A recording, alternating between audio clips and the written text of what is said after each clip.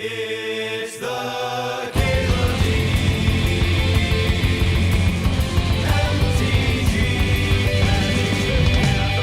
Show. Now, the set review may begin. The full oral Kaldheim set review. Hey everybody. Hey everyone I didn't say hello to. Gearing up for this. X-Guard Braggart. 3 and white, 3/3. Creature dwarf warrior Boast. 1 and white. Boast works that you untap it. You can only do that once per turn, and only if the creature attacked that turn. So you attack with a Braggart, you pay the 2 mana, then it untaps, and you put a 1/1 counter on it. So it attacks as a 4/4. It works like a sort of pseudo-vigilance,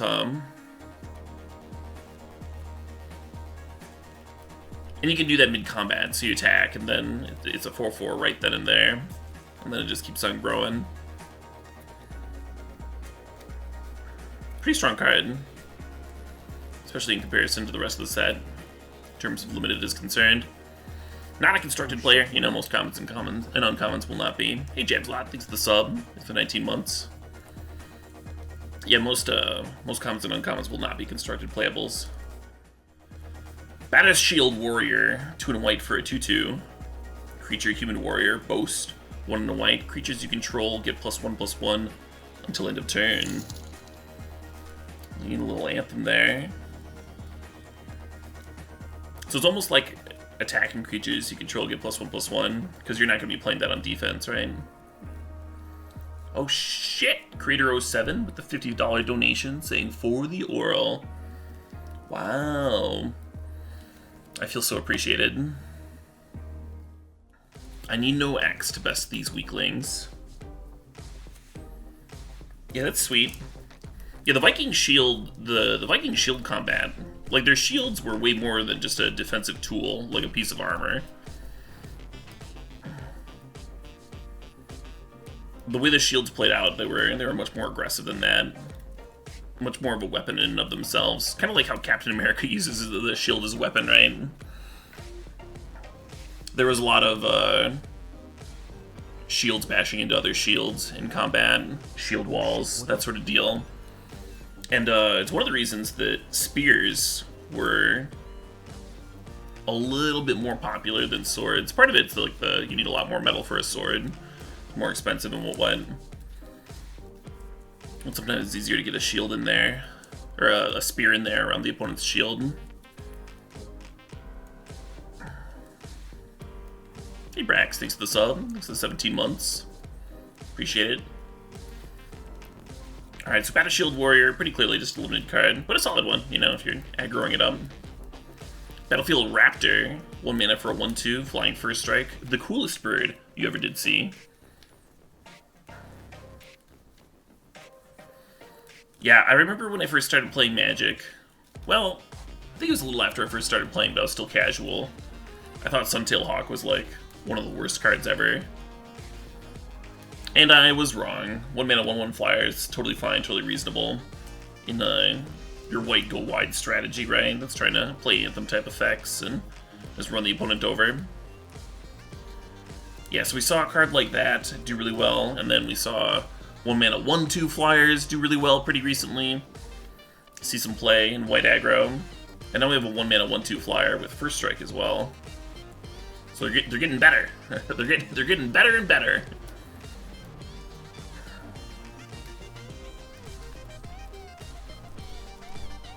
In Limited, I would not play this card very often. I would need to have a really good reason to play this in Limited. Like say I had a way to suit it up very cheaply and turn the 1 mana 1/2 flyer into like a 2x flyer really quickly, you know? Like if I had a rune to put it on, throw on it on turn 2 that buffed it, while also cantripping, that sort of deal. But usually you want to avoid your 1-drops in Limited.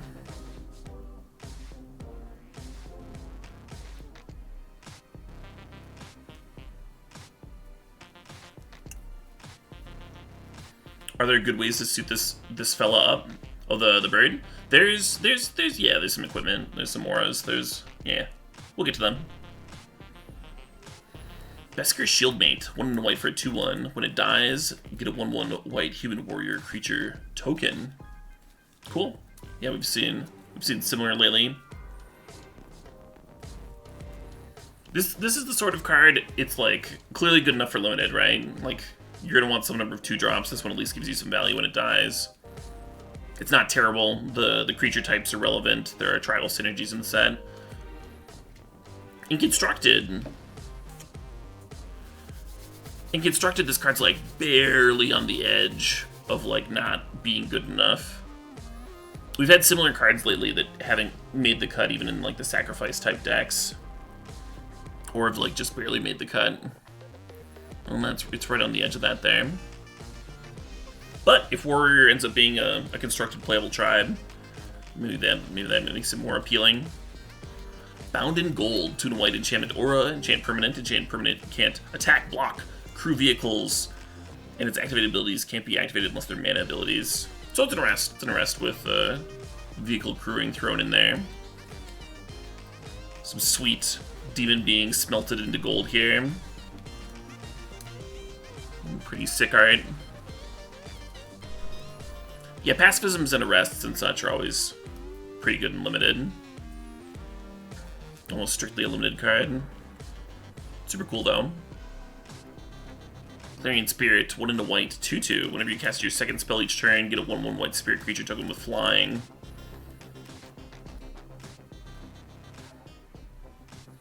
I don't know how easy it's going to be to play 2 spells in a turn in limited. I guess the foretell mechanic kind of plays into that fairly well, huh? Where you can like set up 1 card with foretell, and then the next turn you like spend like a mana to cast your foretell card, and then you also play another thing. And it's not that hard. If you're front loading some of the costs like that. This doesn't read like a constructed card to me.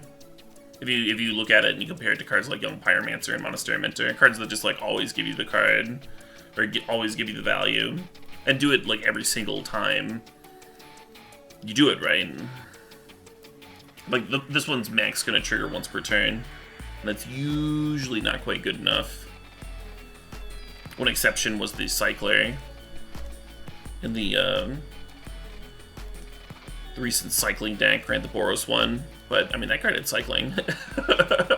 And it was pretty easy to trigger on the opponent's turn too. This one seems a lot more tricky. That said, the 1/1 does have flying. You know, the 1/1 is a little bit better than whatever Young Pyromancer is making. So it's probably a solid limited card. You don't need to trigger this very often for it to be good and limited, right? Like once or twice is good enough. I don't know how highly I would pick it. I think if I was going to pick it really early, it would have to be a weak pack. But maybe I'm underestimating it. Code Spell Cleric. 1 white for a 1/1. Human Cleric, Vigilance. When Code Spell Cleric enters the battlefield, if it was your second spell you cast this turn, put a 1/1 counter on target creature. So this card's a little bit better than most 1-mana 1/1s. Largely because it's actually kind of a 1-mana 2/2. Note that the trigger happens when it enters the battlefield, so you can put the 1/1 counter on itself. And if you don't put the 1/1 counter on itself, it's because you had a better line somewhere else, you know, then it's better than a 1-mana 2/2. Hey, Wantum, thanks for the sub, thanks for 24 years, or 24 months, sorry.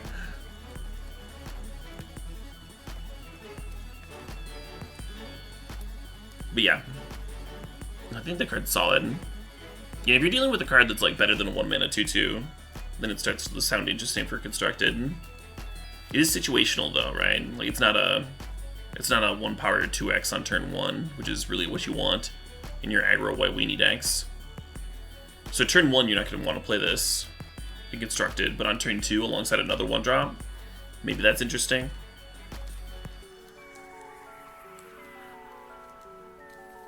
Anyway, on to the next card. Divine Gambit. White, sorcery. Exile target artifact, creature, or enchantment an opponent controls. That player may put a permanent card from their hand onto the battlefield. So this card is not good. This card is super not good. If your opponent's hellbent, there's no downside. You know, it's just gassy removal. The issue is your opponent's not hellbent that often. That's not something that you have a ton of control over, right? It's a little situational. This is like the Eureka of removal spells, which is not a compliment. I think... I really don't know why this card is a sorcery. Because then it becomes like almost interesting as an instant, making the removal part of it a little bit more powerful.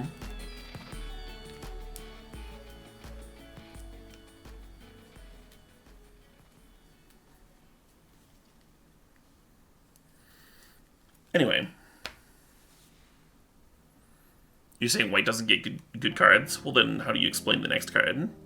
Doomscar. 3 white sorcery, destroy all creatures. And then foretell 1 white.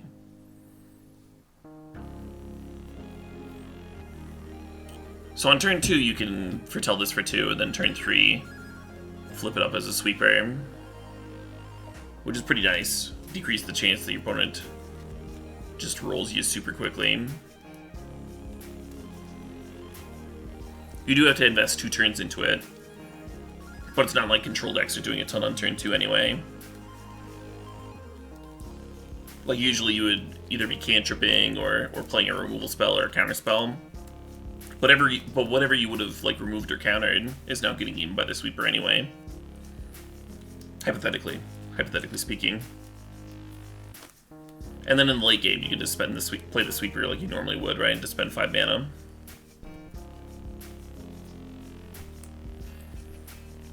It's not all upside, right? Like, there are going to be games where this is worse than a 4-mana sweeper. Oh shit, what up? Like, when you have 4 mana and you top deck it. For example. Hate to extend the resub, thanks for 27 months. But yeah, overall a good card. The mind games with Doomscar are kind of cool. Because you're playing against a blue-white control player, and they foretell on turn 2. Like, do you add another threat to the board? Or do you think that, well, it could just be a draw spell? You play into the sweeper, don't you? Could be a draw spell, could even be a counter spell. If they're foretelling the counter spell, and you decide to not play a threat, then you're just playing into their hand, right? Just slowing things down. And then if you keep on deploying threats, you're playing into the sweeper. Could be really vicious to play against. Doomscar Oracle. 2 and white. Whenever you cast your second spell each turn, you gain 2 life. And then foretells for a white.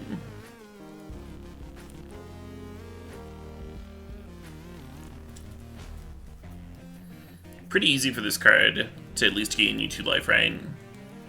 So turn 2, you foretell it. And then turn 3, you can play a 2-drop, and then flip this over for a white. Well, you would flip this over for white first, just to make sure you got the trigger. Get a little bit of incidental life gain. This card's fine. I mean, 3-mana 3/2s are pretty meh, you know, it doesn't excite me very much in limited. There's a lot of them. They're going to trade with your opponent's 2-drop, right, because the 2 toughness, that's going to happen a lot. Overall, pretty medium. The foretell mechanic does have a solid amount of synergy in the set, though. There's things that, like, trigger off of foretell and such. And the way you play this card is pretty versatile, so that's nice. Why does the white mana symbol look different?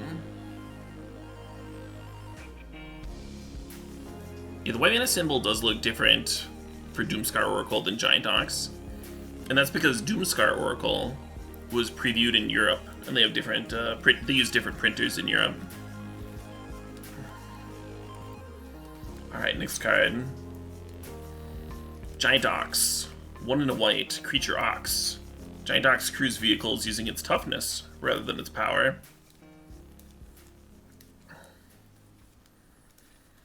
It's a common. It's a 2-mana 06 common.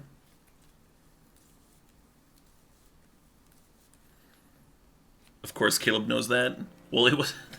I'm teasing. I'm teasing. Spoiler: they don't send you the actual card when you do a spoiler. They send you a digital file. So I was just. They do use different printers in different parts of the world rather than like pay to ship cards from the U.S. all over. But but the different printer doesn't change what the cards look like. I was teasing. Anyway, we're gonna move on. We're gonna move on to this Ox, this good boy here, this brilliant specimen of Oxhood. Ox is great for being a 2-mana 06. I mean, yeah, a 2-mana 06 is hard to attack through. That's a solid blocker if you have a slow limited deck. Obviously, we're not considering Giant Ox for constructed unless you want to get a little cheesy with the Ox combo, which we'll get to later. Hey Pompeii, thanks for the resub, thanks for the 3 months. Next card, Glorious Protector, 2 white creature, Angel Cleric, Flash Flying. When Glorious Protector enters the battlefield, you may exile any number of non-angel creatures you control until Glorious Protector leaves the battlefield. So Glorious Protector is pretty sweet. If your creature's going to die anyway, you can just shoop, you can like do the resto thing where you save it underneath the Protector. Foretell for 2 and a white is also a really good ability with this because of the flash, right? Like turn 2, you can do the Foretell thing. And then ambush something on as early as turn 3. The way that Foretell works, you get to cast it on a later turn for its Foretell cost. Pretty sure you can pay 2, play this, and then flip it up on the opponent's turn too. The only real advantage of that would be for the mind game, like if you didn't want to pass with 4 mana up, if you thought they were more likely to attack if you only had 3 mana up. Or, if you only had 1 white. Like if you had 5 mana, like 4 swamps and a single plains, they'll let you get the Protector into play on that turn. Sure, or if you didn't know you want to play it. Like if you had a counter spell and you wanted to hold up the mana, but you could do that with just casting it too, of course. But then you do get to get the discount. But the most important part of the card, part of the card is you have a flash 3/4, and that's the best. Like Resto Angel is good enough in Cube, even when you don't have a lot of creatures to blink for value. And Glorious Protector is that, and then it also has the Foretell discount, and then it is also doing the blink thing as well.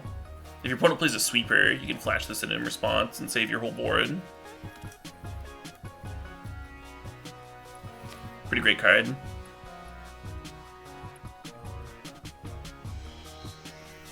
Cool with sacrifice and other blink effects too. Give a little bit more control over the ability. God's Hall Guardian, 5 and a white for a 3/6 Vigilance, Foretell for 3 and a white. So Siege Mastodon is usually a little bit better than people give it credit for in Limited. I think this is a solid version of that. You can have it up as early as turn 4. The brutal thing about Siege Mastodons, like creatures with 2 or 3 power and then just like all the toughness in the world, is that they're very, very, very hard for a smaller lower to the ground aggro deck to profitably attack through, because they're losing a creature on each attack and they're never going to be able to use like a single pump spell on a 2x creature to chew through the Mastodon. And then the body is large enough to be relevant against non-aggro decks too. So they end up being a little bit better than they look. It's not like they're some bomb, right? It's not like they're as good as some giant evasive threat or whatever. But it's a solid card, for sure. In your slower white decks. This is the sort of card that screams sealed card to me.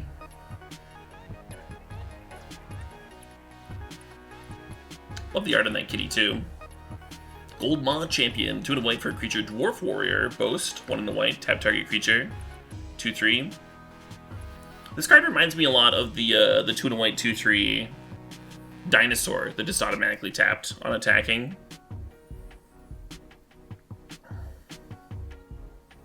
What was that? Suncrest something? Hammer Skull, that was what it was. Hammer Skull. Oh, the art is almost evoking a Hammer Skull too. It's just a hammer going towards the skull instead of the skull doing the hammering. It's kind of been inverted, huh? The idea has been inverted a little bit there. This is obviously a much worse card because you have to spend the 2 mana every time that you want to tap a creature. But Hammer Skull was pushed. Hammer Skull was like maybe the best common in that limited format. So the Gold Mod Champion I don't expect to be the best common in this limited format, but I think it's gonna be a really solid card in your attacking decks. Usually it's worth mana in limited to tap down a creature. This is only doing it situationally, right? Like it's not tapping things on defense. But if you're attacking, who cares? Now you have an attacker and a tapper. Yeah, good card's good. Now we're getting to the juicy ones. Here we got Helvar, God of Battle. 2 white legendary creature, God. Creatures you control that are enchanted or equipped have double strike. At the beginning of each combat, you may attach target aura or equipment attached to a creature you control to target creature you control. So something that is either enchanted or equipped up, you can like switch over to a different creature, is how that reads to me. So if you have a Batter Skull on one creature, at the beginning of combat, you can switch it over to something else, but it has to be equipped for first, right? You can move a pacifism. Yeah, but it has to be to another creature you control still. Yeah, that works.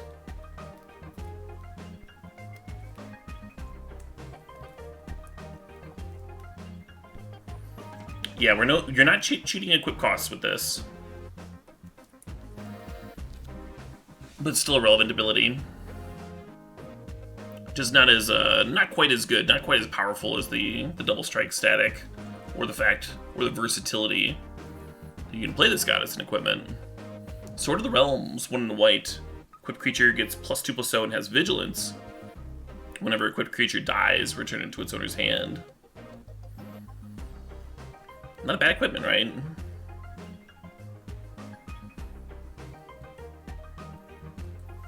These flip legendaries mean that if you draw multiples, it's not gonna be as bad as if you drew 2 normal legendaries. You can have the god carry its own sword into battle.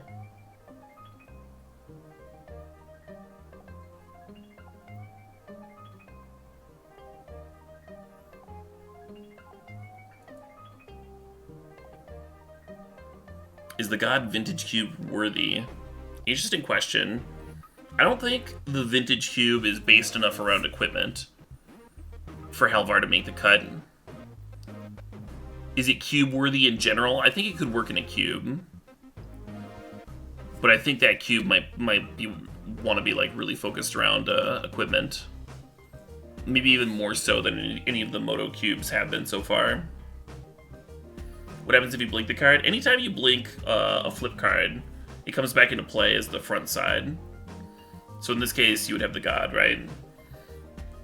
So if you played Sword of the Realms and then flickered it, it would come back into play as the 4/4. Worse than Hero Blade Hold? Oh, much worse than Hero Blade Hold, yeah. Can you search Helvar with Stoneforge Mystic? I don't think you can. I'm pretty sure you have to treat flip cards as like the front half. But I could be wrong. I could be wrong about that.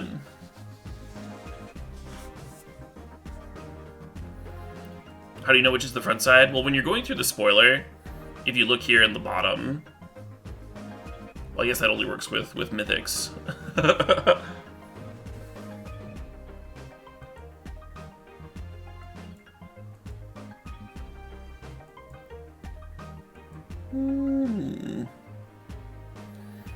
Probably the corner there, 1 triangle versus 2 triangle.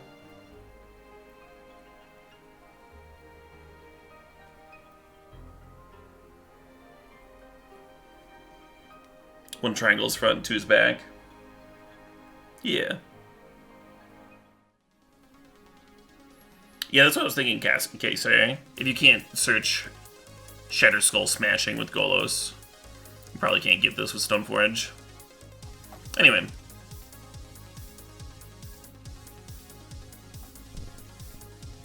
Yeah, so good, but like definitely not going to dominate any formats, I don't think.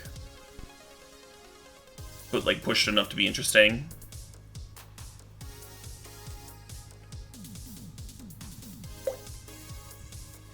Are vehicles good in this set? That's an interesting question. I don't think we've seen a vehicle in the spoiler yet so far. Might be a better question for the end of the review.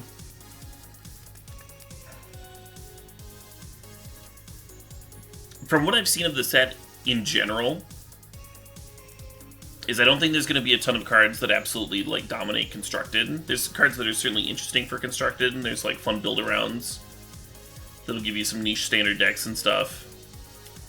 But overall, I think it's like a slightly lower powered set, which is cool. I know I'm personally like very much looking forward to that. But vehicles are pretty much always good and limited. Same with equipment, right?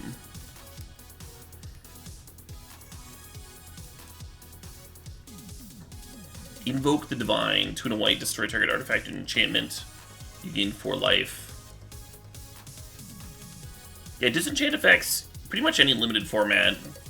I think it's a rare limited format where main decking a disenchant effect as like your 23rd card is bad. With auras and equipment being like kind of key focuses of this one, of this set, I think Invoke's gonna be like a really solid main deck card in the limited format. You get that incidental life gain too. Sometimes you're not even destroying anything that's that good. You just want to gain 4 life so you can win the race. Get a little bit of value alongside it. Someone says, does Foretell follow instant sorcery rules? You're saying, like, can you only foretell a sorcery on your turn? Yes. It doesn't change timing restrictions. Iron Verdict, 2 and a white instant, deals 5 damage to target tapped creature. Foretell for a white. This card's fine, right? A little bit more versatile of an Assassinate than we usually get out of Assassinate. You could play this mid-combat, kill your opponent's thing. You could use the Foretell ability, the 1 white, so you can play another card alongside it on your turn, and trigger one of the cards that trigger when you played your second spell in the turn, you know? That would work too. Neat little card. As with most removal and limited, I think you could take it fairly early. This one is kind of bad if you're playing aggro though, because it only damages tapped creatures, and if you're trying to attack, having your removal spell only handle tapped creatures is kind of a bummer. You really want to be able to take things out of the equation and push through. The more aggressive you are, the better a pump spell looks in comparison to a situational removal spell like Iron Verdict, a removal spell that only works on defense. Sometimes when you're playing an aggro strategy, you and your opponent get into a racing situation, and a card like this is still really good. But in general, you want your removal spells to be able to take out blockers, not just attackers. The more controlling you are, the better this card gets. The less that matters. Alright, Kaya's Onslaught. 2 and a white instant. Target creature gets +1/+1 and gains double strike until end of turn. I mean, Foretell for a white. This card's cool. Yeah, everything I just said about the 1 mana Foretell and Iron Verdict holds true for Kaya's Onslaught too. It just makes it more versatile in how and when you decide to cast the card. Just gives you some options there. A lot of times you're just going to be spending the 3 mana. But there's some reasons that being able to play this for one white could be really good. Maybe you want to play another pump spell on the same turn.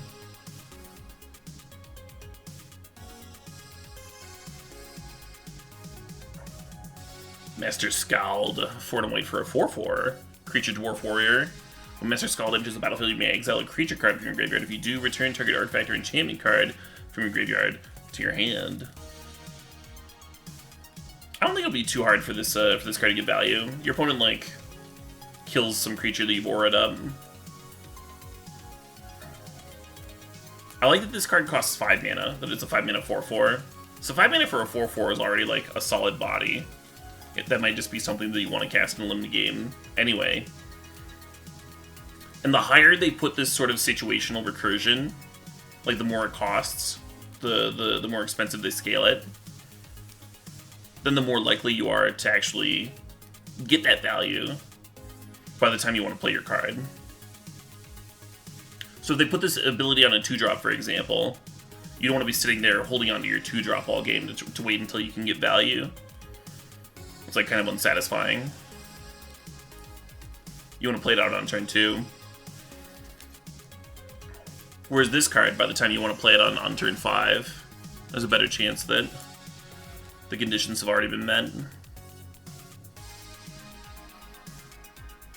Not a high pick. The ability is situational. You're only going to want so many 5-drops in your limited deck.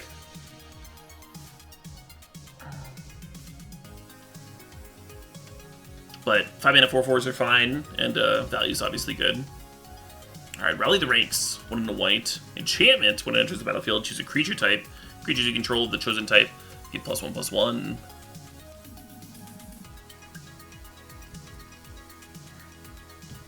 So it's a 2 mana Anthem effect, but only for a certain creature.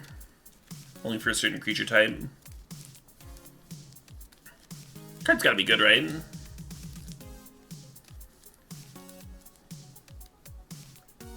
Not as good as a 2 mana Lord, but you can play it like in addition to your other Lords, right?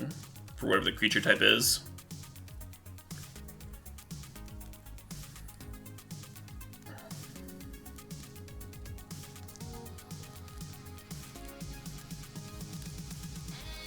In Limited, obviously this is worse than most Anthems, right? Obviously you would rather have a Glorious Anthem in Limited, something that'll reliably buff the whole team. It's going to take a very specific limited deck, where only buffing creatures of a specific type is actually good. But in terms of constructed, this seems good. We'll find some kind of a home. Is a 2 mana Lord easier to remove than an enchantment?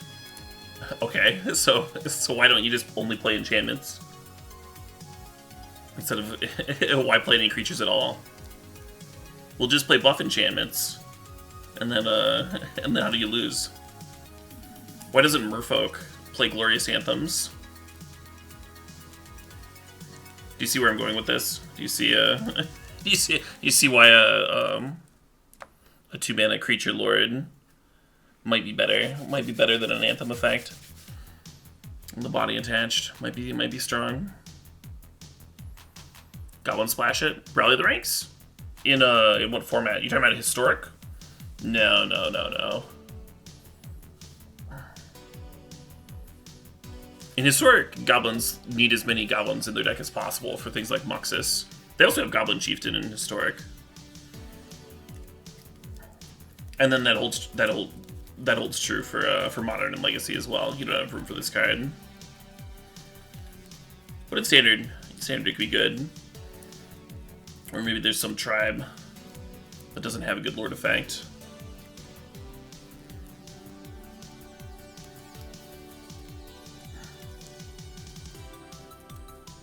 Alright, next card. Redeeming God of the Worthy.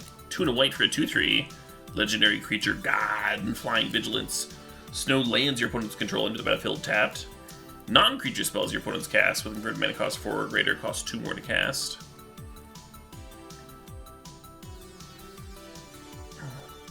Yeah, I don't know if this card's going to see modern play or not, but I hope it does. All those abilities are like things that I like to see in modern. Cryptic Command costing 6 mana is what the ability reminds me of. Also, if you're on the play, then your Tron opponent can't Karn you on 3. Not that Karn is the best card against your aggro opponents anyway.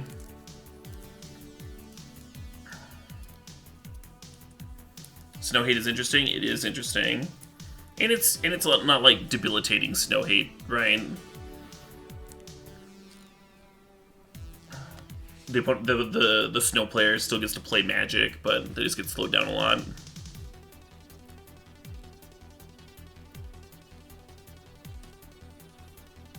Valkyrie, Protector's Shield, 3 and white for legendary artifact. This is the flip side of Redain. If a source of opponent controls would deal damage to you or permanent you control, prevent 1 of that damage.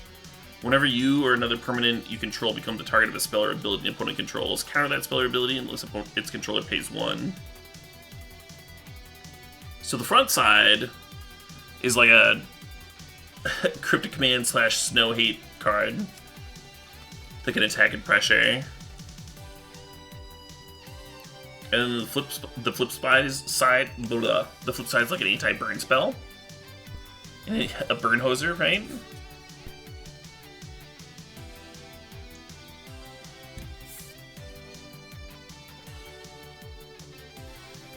I guess this is just good against 1/1s. You have a source the opponent controls. Doesn't have to be a spell. I'm gonna get small creatures as well. Hoses Ballista. Oh my. Yeah, that's interesting. Oh shit, what up? Hey, Druid 13, thanks for the sub. Thanks for 9 months. The Anarchy Club is indeed a rad band. Yeah, Emma Handy turned me on to them. Yeah, cool little card. This is a card that I can't, like, make a bold prediction, like, this card's gonna see so much play. But it's the card that I want to see play. I really like this art, too.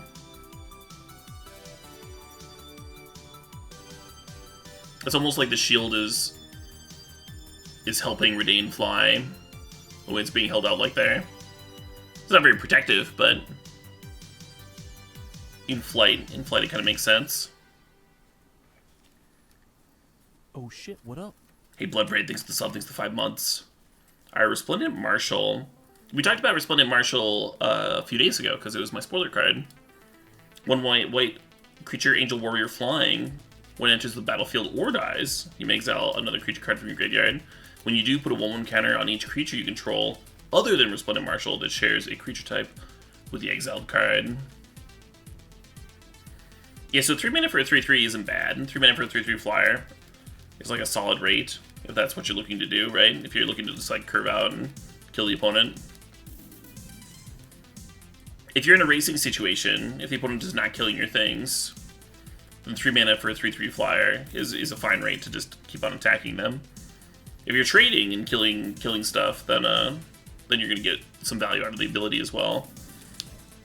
Make it easier to keep on pressuring. The ability also like gets better the later the game goes, right? The more likely you are to have a creature in the graveyard. Ideally, the larger your board is. So I like aggro creatures that scale into the late game. You do need to have enough of the Tribal Matters stuff. I saw someone asking about the flavor on this card, but the Valkyries were really tied into the dead.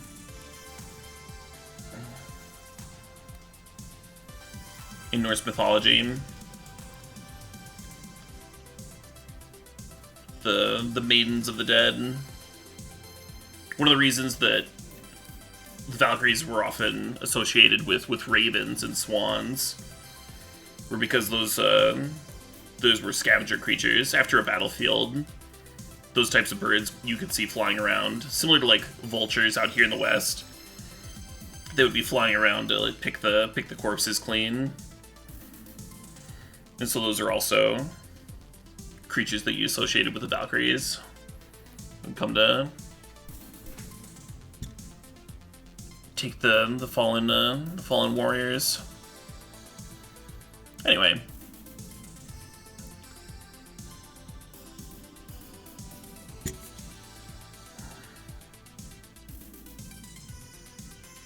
Dainty, beautiful swans. Well, nowadays we see swans as like a Disney like lovey-dovey thing. But a swan will leave a corpse for sure.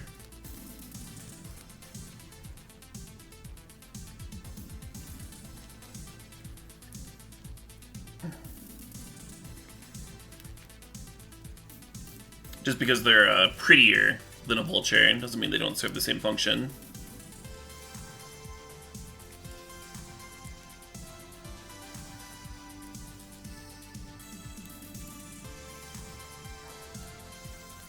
Revitalize, 1 and a white. Instant, you gain 3 life, draw a card. A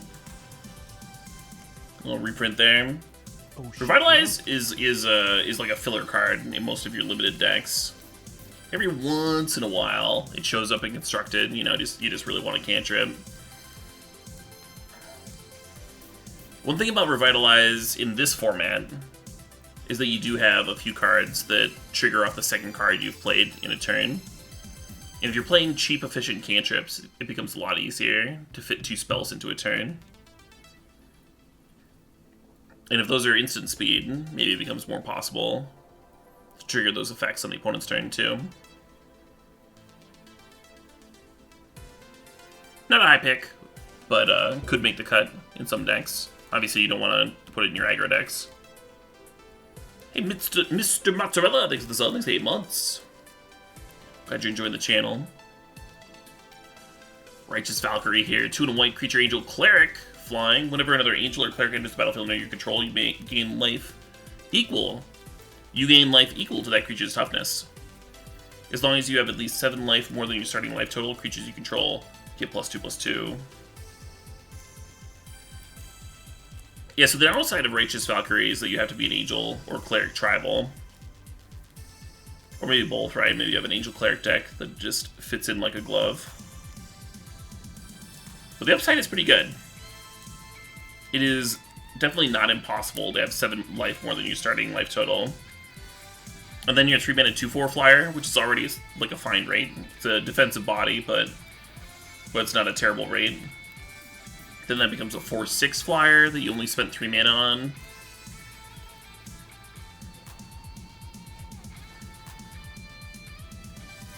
It also protects your life total too, right? Because it's such a defensive body. Maybe your opponent can't afford to attack and do your 3-mana 2/4 flyer on turn 3. So then you stay at 20, and then next turn you play another angel, make it harder to attack, also gain life, get closer to the double anthem. Yeah, I don't think this card's bad.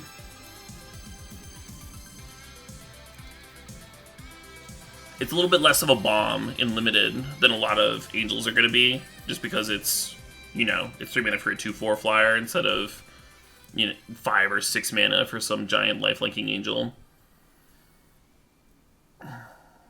But I don't think this card's bad at all. In limited, just playing it as a 3 mana 2/4 flyer and ignoring the rest of the text is totally reasonable, totally fine. If less exciting. Hey, Unholy Diver, thanks for the resub, it's 15 months.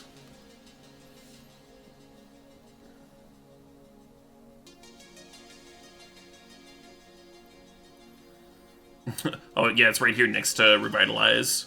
Mid-combat Revitalize, get the double anthem. That'd be terrifying.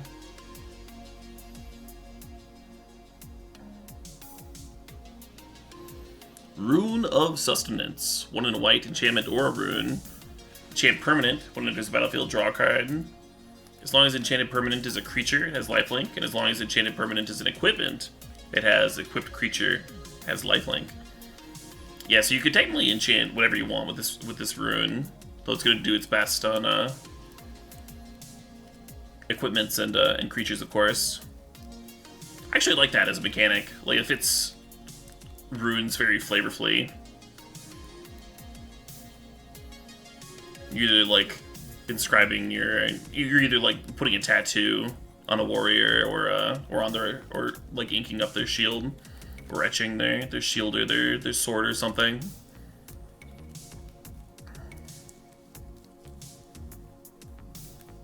Lifelink is an ability that seems like it's perfectly fine to either augment a creature or the equipment. Like, both are good.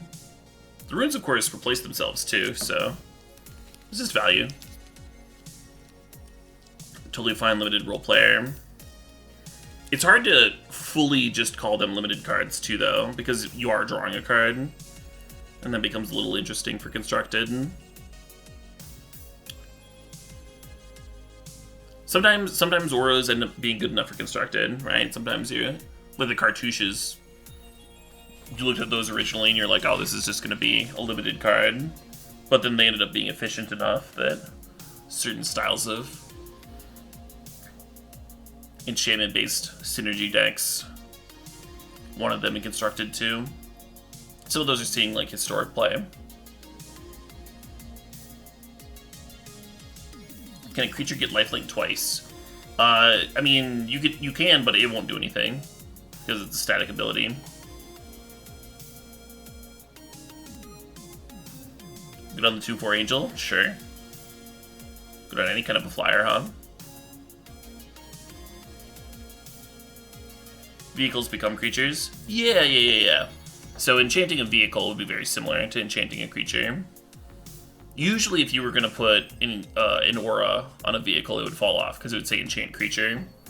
But this one, because it enchants permanent, you can throw this on a vehicle, attack, and then it'll stay on it when it stops being a creature.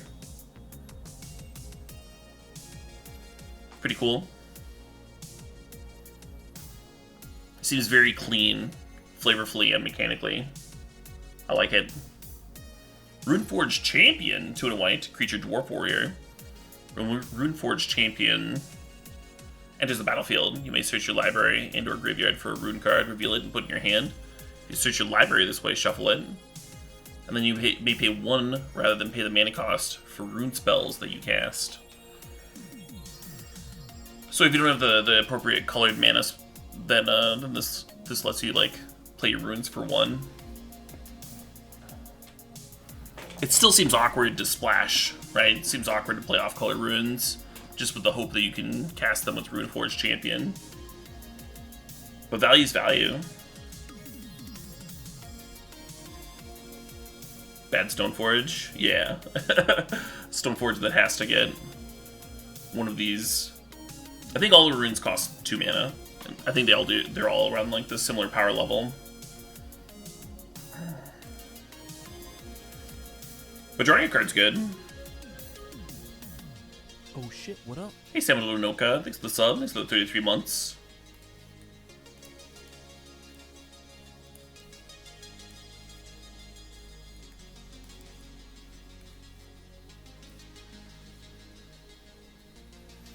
Someone said, can you tutor for 2 if you have 1 in your graveyard? Does it work that way? You may search your library and or graveyard for... No, it says a rune card. So if you search, that's just to make sure that you're not locked. You don't have to like choose between your library or your graveyard before you start searching. Like you search through your library and you're like, oh, my rune was in my graveyard or whatever. You're still only getting 1. Still value.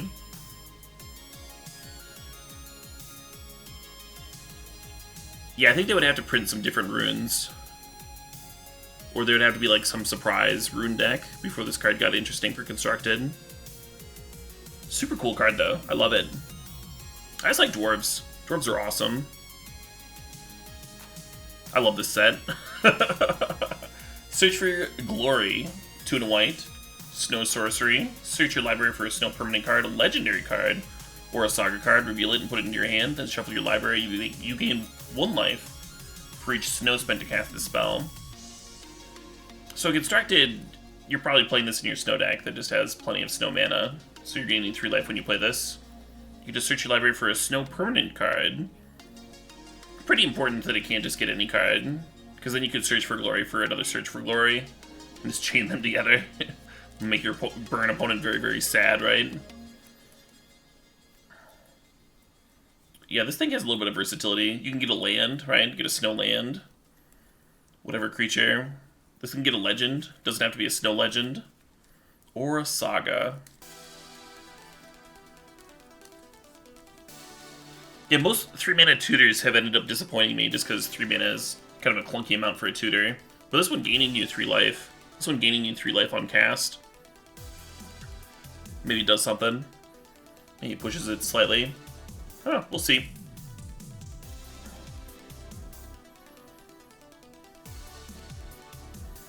In Limited, I wouldn't value this card very highly at all. It's certainly going to be playable in some decks. The versatility is nice.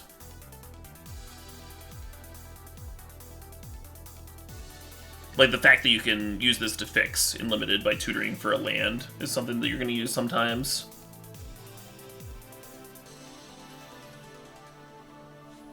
If you don't win, unless you, like, find the one bomb legend that's in your Limited deck, it ensures that you find it more often. But in general, I would rather have a card that does something in my Limited decks. Whereas Search for Glory relies on you having to have, you know, something good left in your deck. Not something you want to top deck in the late game after your opponent's already dealt with your best card.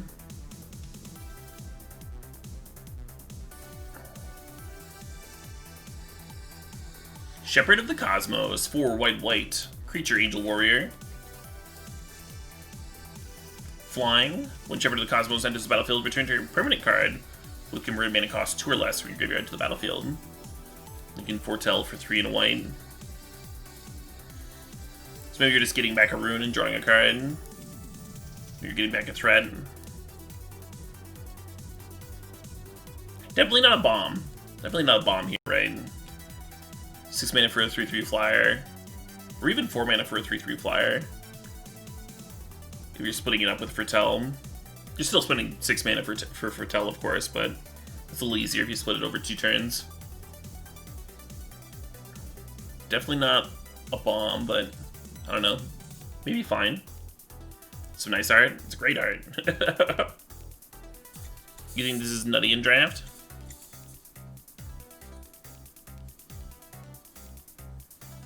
Yeah, I don't know about nutty. What was that 4 mana 3/3 flyer from like way back when? Phantasmal Monster or something?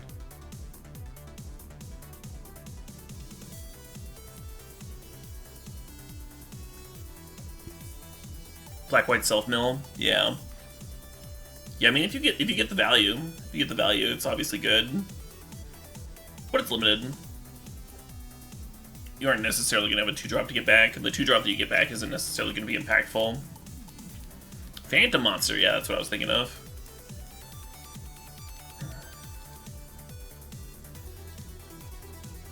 Yeah, I'd almost prefer a Phantom Monster to this card. Not having to split up the mana cost would let you just consistently play it on 4. Because if you're foretelling this, then you're not playing a 2-drop on 2 to trade off anyway.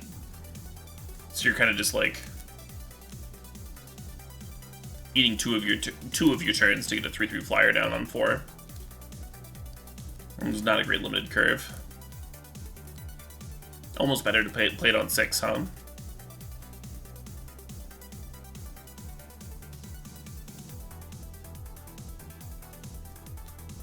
This whole row is the same artist? Oh, it is! That's cool. I wonder if that was intentional. Probably not. Fucking sweet, though.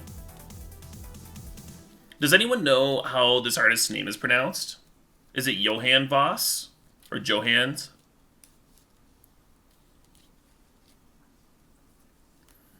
Great artist. Great artist regardless.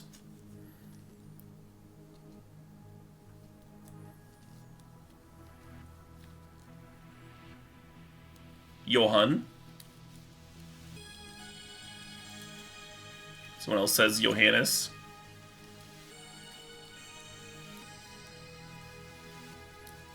If it's German, it's Johannes.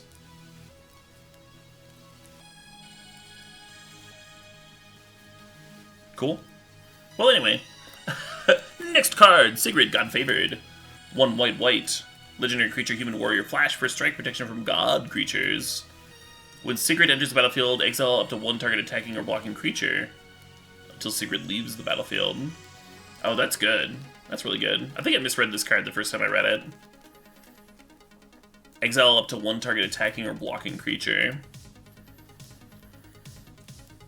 So your opponent is attacking on turn 3 with their 2 creatures or whatever. And you get to flash this into play, exile one of them, and then like eat the other one because it's a 2/2 first strike. It's a kind of a defensive ability, but it can still be used aggressively. Like if you're attacking into some walls, you can still, after they make their blocks, you can still flash this in to eat a wall so it's not in play to block next turn. Good against aggro decks? Yeah, great against aggro decks. You're saying that aren't red? Yeah, I mean, red is gonna have an easier time of dealing with the 2/2 with the burn spell, but you're still taking an attacker out of the count. And if they tap out for a haste creature, so the way that aggressive red decks tend to curve out is they tend to go like 1 drop, 2 drop, 3 drop, and have those be haste creatures, and then finish off the opponent with burn. And Sigurd's Body, being a flash 2/2 first strike, lines up really, really well against Red's creatures, Red's threats. Even some of their 3 drops are going to get devoured by Sigrid mid-combat. Anyway. Spectral Steel, 1 and a white for an enchantment aura, enchant creature. Oh, I didn't really talk about whether I thought this card was good enough for constructed.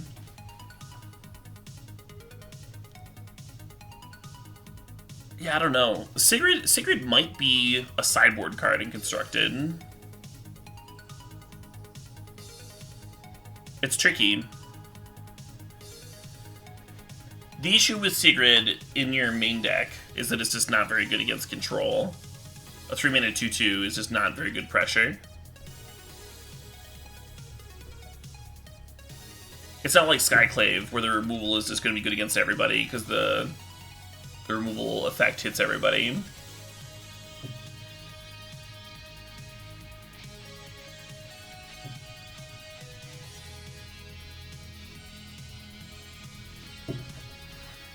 So maybe I have 1 or 2 of in some sideboards. I'm not sure. Or maybe if you care about the warrior creature type, maybe if your 3-mana 2/2 ends up being better than a 3-mana 2/2 because you care about the creature type, then it becomes good enough to main deck. What up?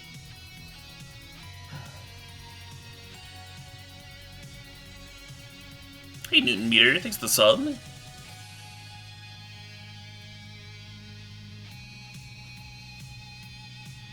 Do you ever use it to protect your own creatures?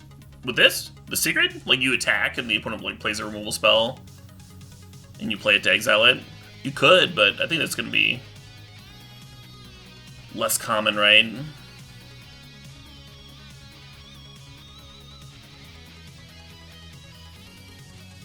Anyway, Spectral Steel, 1 in the white, enchantment aura, enchanted creature gets +2/+2. 1 in the white, exile Spectral Steel from your graveyard, return another target aura equipment from your graveyard to your hand. Oh, this is cool. I like this aura. I like Voltroning people in limited more than most folks. This card might be good enough for not limited too.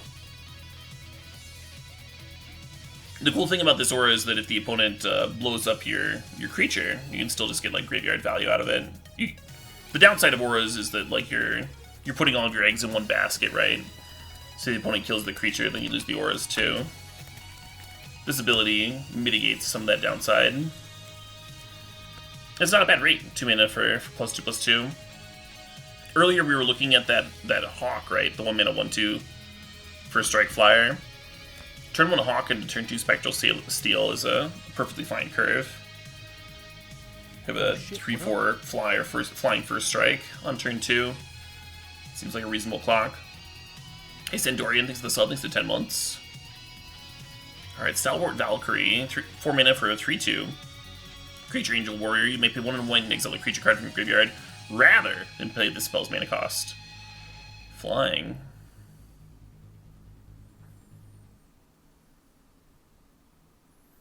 Yeah, this card's good. Obviously, it's not... The rate isn't good enough for constructed. But 4 mana for a 3/2 flyer already is good enough. So just having an alternative way to cast it, have a way to cast it cheaper. Yeah.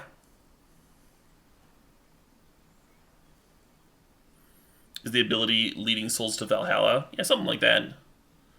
Yeah, having the Valkyries interact with dead creatures is all pretty fitting, I think.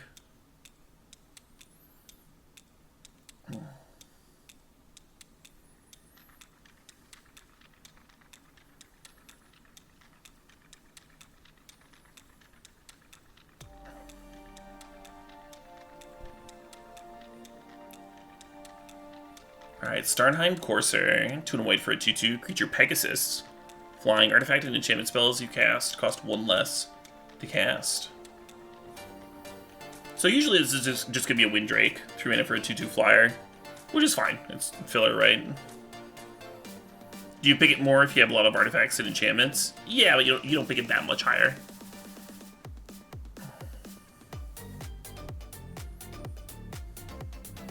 I have seen people try and play like Ethereum Sculptor in Constructed. Never to good effect. But every once in a while, you see people try and combo with this sort of effect. It's hard. Hard to make that work. But kind of worth mentioning.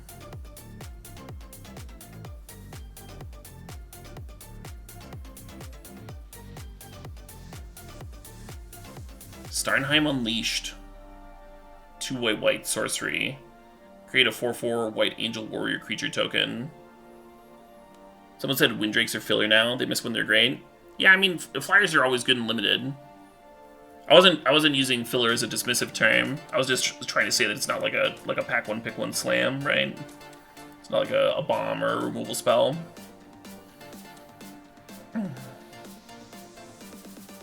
Anyway, Starnheim Unleashed, 2 white, create a 4/4 white angel warrior creature token with flying and vigilance.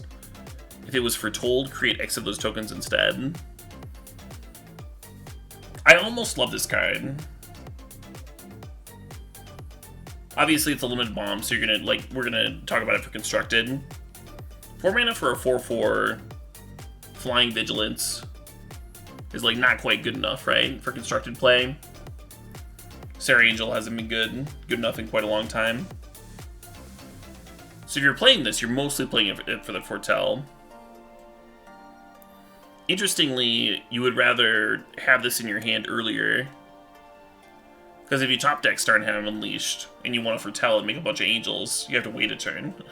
The way that Foretell works is you pay the 2 mana and exile it, and then you can cast it on a later turn for the Foretell cost. So you can't like top deck this and be like, oh, I get to make a pile of angels. You have to be like, all right, pay my 2 mana, your turn. And hope that you get to untap and live long enough to play your sweet thing. Obviously, you can play it to get a single angel, but that's not what you want to do, right? In the super late game, when you like top deck your thing that makes like just an army. You don't want to make like a single threat most of the time. That said, the rate on this is not that bad. You think about Hydroid Krasis, you were spending 2 mana for each like 1/1 counter, right? No, that's not right. That's not how that card works. You're spending 2 mana for each life and card drawn. This is like a Hydroid Krasis, but instead of drawing a card or gaining a life, you get a 4/4. It's pretty sweet. So 5 mana gives you 2 4/4s. And 7 mana gives you 3. It's become reasonable. You said it feels like limited only, but a bomb there. Yeah, kind of. The way that I don't think it's going to be like strictly limited only. I think there are going to be a few Constructed decks that want this. I do think it's a little awkward how Foretell works as a with this as like a top deck mechanic. Usually you would want your splashy, super expensive card to be really good off the top of your library. And that's my main reservation about the card. But if you're playing a Constructed deck with a lot of Foretell cards, if you're building around Foretell, then I think the card's like clearly good enough. This is more stats than Krasis? Oh yeah. I mean, you're for each 2 mana, you're getting a 4/4.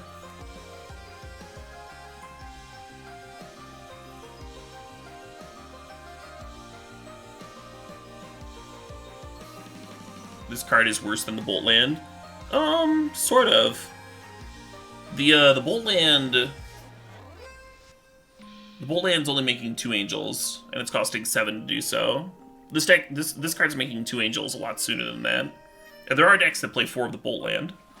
So maybe they just want more angels, huh?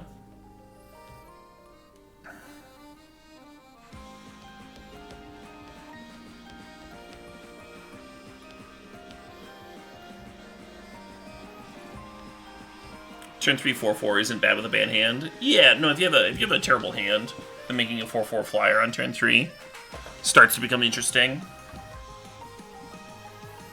Like if you mulligan and you just like need something to do. That's not the worst. It's not what you're playing the card for, but it's certainly not the worst. Story Seeker, 2 mana for a 2/2 Dwarf Cleric with lifelink. Yeah, not exciting. It's very rare that a 2-mana common excites me though. Usually they're just cards that you like kind of have to play so that you don't have a terrible curve, so you don't just get rolled over. Incidental life gain is better than it looks in limited because everyone has to kill each other with creatures. But yeah, obviously not a high pick. There are some life gain synergies in the format, so it could potentially overperform, but it's going to be pretty medium in most decks. Usher of the Fallen, 1 mana for a 2/1 Spirit Warrior, and then the Boast gives you a 1/1 white human warrior creature token. So spirits are a tribe that are near and dear to me. The last time I took down an SCG Open, I was playing spirits. And then I top 8'd an SCG Open a year or 2 after that in a team event, also playing spirits.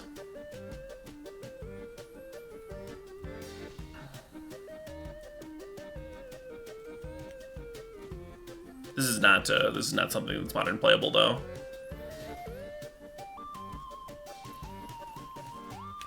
Modern and to a lesser extent Pioneer spirits really want to have flying.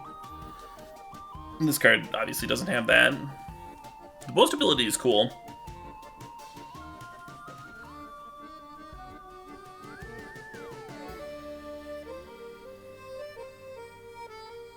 The card's like raw stats are good. In Constructed, if Warriors are a tribe, I can't imagine not playing this. If Warriors are a supported tribe in Standard,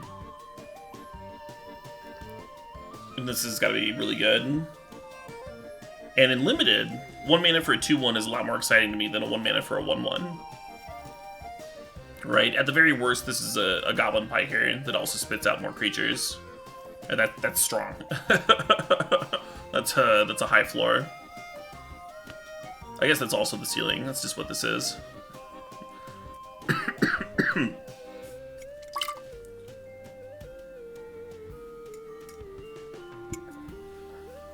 Yeah, good card is good.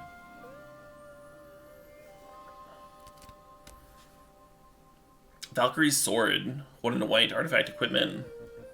When enters the battlefield, you may pay 4 and a white. If you do, you get a 4/4 white Angel Warrior creature token with flying and vigilance, and attach Valkyrie's Sword to it. And then a creature gets +2/+1. Yeah, so if you play this just as the equipment, it's 3 mana for +2/+1, which is pretty clunky for like not an amazing rate. But if you're paying 7 mana, then you get a 6/5 flyer that gives you residue value. That's really good. I gotta say, this art by Aaron Miller is amazing too. It just reminds me of like a lot of classic fantasy art from the 80s. It's like better than a lot of classic fantasy art, but it still evokes it. Still evokes that aesthetic.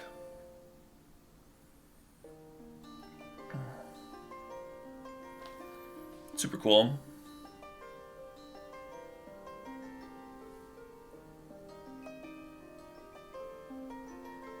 Seven's a lot. 7 is a lot for Constructed.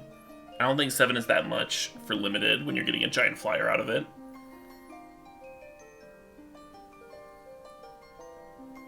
Depending on how aggressive the Limited format is. And I don't know, from what I've seen, I don't think this format's that aggressive.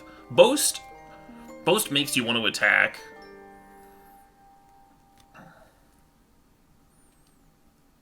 But a lot of the creatures, I don't know, and then there's equipment and vehicles and auras that also reward you for attacking. But I haven't seen a lot of cards that like punish you for blocking. It's hard to predict until you actually like get in. It's hard for me to predict, I should say. exactly how fast a format's going to be until you actually get in and start playing with it. And then it becomes like very easy to tell, like within a few drafts, how aggressive the format is. But usually 7 mana for a giant flyer is sweet. Usually that is something that I'm excited to play in my decks. Especially where, like, if you're stuck on mana and you don't get to 7, this card still does something, right? Most of your absurd 7 mana bombs just rot in your hand if you don't have 7 mana. A little bit more versatile than that. The 1-drop on screen seems really good. Yeah, but it also trades, you know? It's also not going to go unanswered and just, like, murder someone. Your opponent can have any 2-mana card in the world, and the Usher dies, and they just have, like, a 1-1. 1-1s don't kill people in Limited.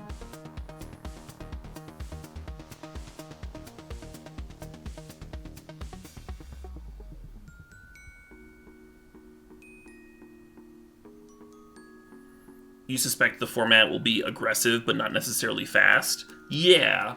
That's kind of the impression I've been getting, like, very tentatively.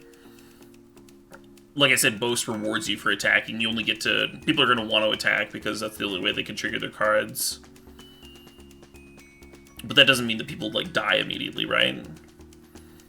If both players are attacking and trading, then it becomes a game of value. Whoever gets to, like, whittle more out of their cards. Whoever has the slightly better equipment or whatever ends up ahead at the end. Anyway, but like I said, it is a little difficult. You can only like guess a little bit until you've actually played, or at least for me. Some people are better at that than others, judging like how fast a format's gonna be just by reading the spoiler. All right, Valor of the Worthy, 1 white enchantment aura.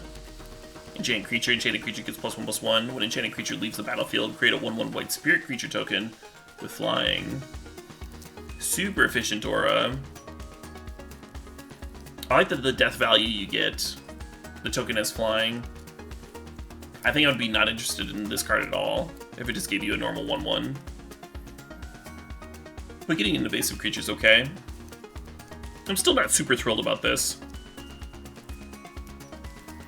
Whatever creature you're enchanting, pumping its toughness means that it's less likely to die in combat. You're kind of creating a pacifism target, decreasing the chance that it actually dies.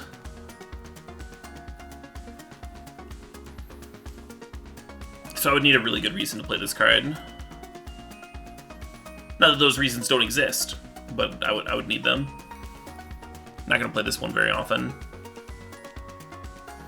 Warhorn Blast, 4 and a white instant. Creatures you control get +2/+1 until end of turn. And then Foretell for 2 and a white. 5 mana is more than you usually see for this sort of card. But usually it's also the sort of card that you're playing, like the turn that you kill your opponent. So this card costing 5 versus this card costing 2, you know, isn't that big of a deal. And then you also have the Foretell ability to split it up maybe.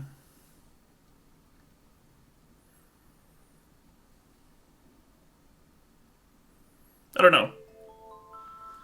I don't know how good Warhorn Blast is going to be. Usually you want this sort of card in a very specific deck where you're like going wide with cheap cards, with cheap threats.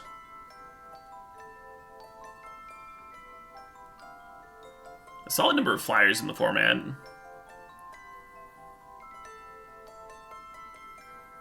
It's going to be hard to like play that one and pay for like your Boast effects. Might make it a little bit worse than it would be in another format.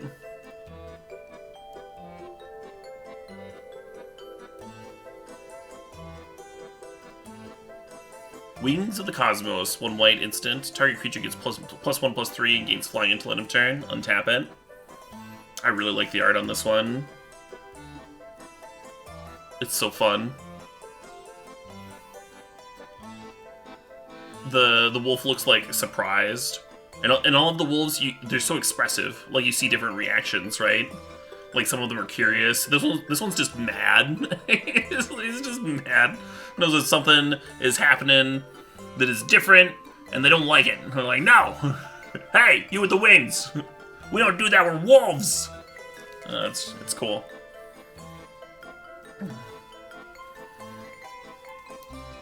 Yeah, I feel like a lot of artists don't put enough expressiveness. They don't, like, pay enough attention to like, the body language. Like, you just get, like, a wolf in, like, a stoic stance. But there's a lot going on here. Really, really cool. What if he's jealous? Yeah, maybe he's jealous. Maybe he wants wings. And wolf puppies. Oh, I didn't even notice them because they're in the shadows. Super cute.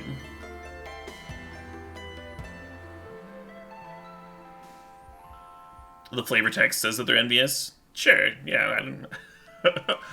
Who knows if the artist actually has that when they start painting. Okay, we're done with white.